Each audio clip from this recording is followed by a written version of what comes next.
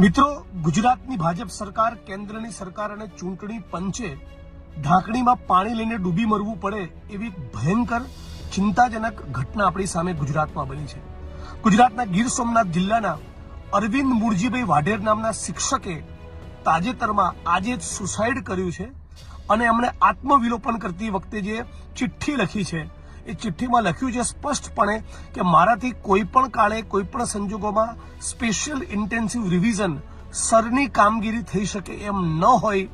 છેલ્લે કોઈ વિકલ્પ ન બચતા થાકીને હારીને ત્રસ્ત થઈને હું આ આત્મઘાતી પગલું ભરી રહ્યો છું.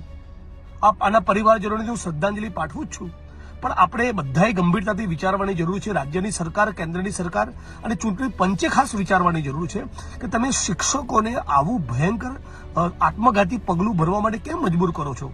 અન્ય અનેક કેડરના સરકારી કર્મચારીઓને તમે આમાં જોતરી શક્યા હોત.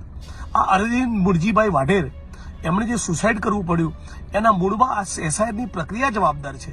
કોઈ શિક્ષકે પોતાનું જીવન ટૂંકાવવું પડે એનાથી મોટી દુઃખદાયી અને ચિંતાજનક બાબત શું હોઈ શકે?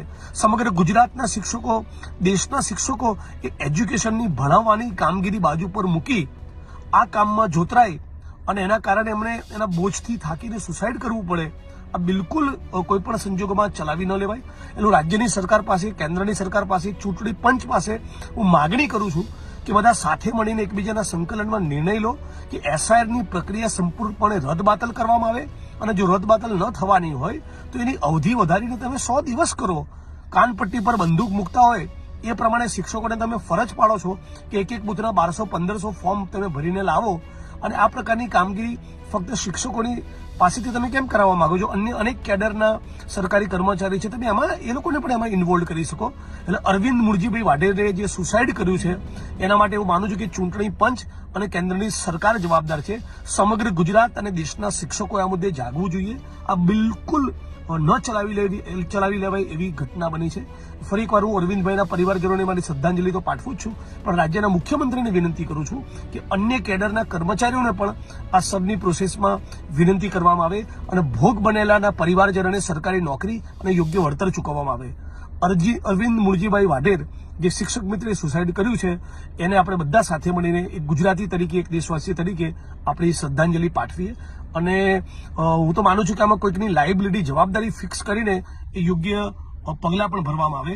અરવિંદ મુરજીભાઈનું આ સુસાઇડ એ બિલકુલ એળે ન જવું જોઈએ.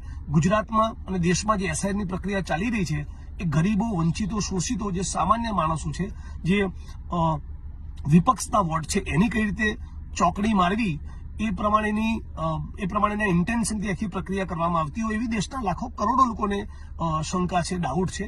એટલે હું તો પહેલી માગણી કરું કે એસઆઈઆરની પ્રક્રિયા બંધ થાય અને એક ટોકું કેસમાં પણ જો બંધ થવાની ન હોય તેની અવધિ, એનો સમય મર્યાદા વધારીને એટલીસ્ટ 3-1 મહિના કરવી જોઈએ.